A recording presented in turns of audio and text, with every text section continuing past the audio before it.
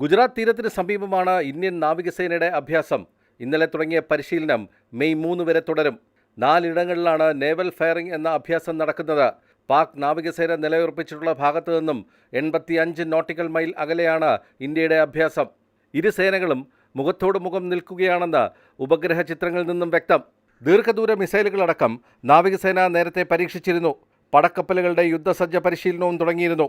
ഭീകരരെ കണ്ടെത്താനുള്ള അന്വേഷണം ശക്തമായിരിക്കെയാണ് ദേശീയ സുരക്ഷാ ഏജൻസിയുടെ director general Sadananda വസന്തത്തെ പഹൽഗാമിലെത്തുന്നത്.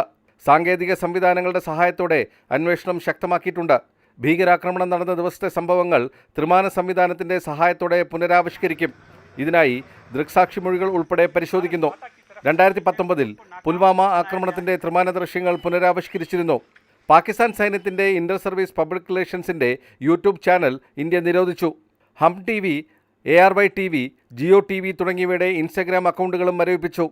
Pak cinema താരങ്ങളായ മാഹിറ ഖാൻ അടക്കമുള്ളവരുടെ അക്കൗണ്ടുകൾ നേരത്തെ മരവിപ്പിച്ചിരുന്നു.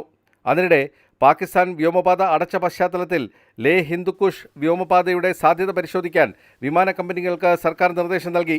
കൂടുതൽ ദൈർഘ്യവും ഇന്ധനവും വേണ്ടിവരുന്നതാണിത്. ആഴ്ചയിൽ 77 കോടി രൂപയിലധികം ചെലവ് വിമാന കമ്പനികൾ നേരിടണം. വിമാനങ്ങൾ 1.5 മണിക്കൂർ കൂടുതൽ പറക്കണം. പാകിസ്ഥാനെ പാഠം പഠിപ്പിക്കുന്ന നിലപാടുമായി ഇന്ത്യ വരണമെന്ന് AICC general secretary KC Venugopal ആവശ്യപ്പെട്ടു. പ്രത്യേക പാർലമെന്റ് സമ്മേളനം ആവശ്യപ്പെട്ടത് സർക്കാരിനെ പ്രതിക്കൂട്ടിൽ നിർത്താനല്ല. ഇനിയും പാകിസ്ഥാനെ ഇത്തരം കളികൾക്ക് വിട്ടുകൊടുക്കാൻ പറ്റത്തില്ല എന്നുള്ള ശക്തമായ നിലപാടാണ്. അതുകൊണ്ട് പാകിസ്ഥാനെ പാഠം പഠിപ്പിക്കുന്ന ഒരു നിലപാടുമായിട്ട് ഇന്ത്യ വരണം. അതിന് ഗവൺമെൻറ് കൂടെ ഞങ്ങളെല്ലാം ഒറ്റക്കെട്ടായിട്ടുണ്ട്.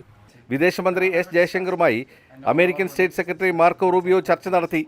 ഭീകരാക്രമണത്തിന് പിന്നിലുള്ളവരെയും ആസൂത്രണം ചെയ്തവരെയും നടത്തിയവരെയും നിയമത്തിന് മുന്നിൽ കൊണ്ടുവരുമെന്ന് വിദേശമന്ത്രി അറിയിച്ചു.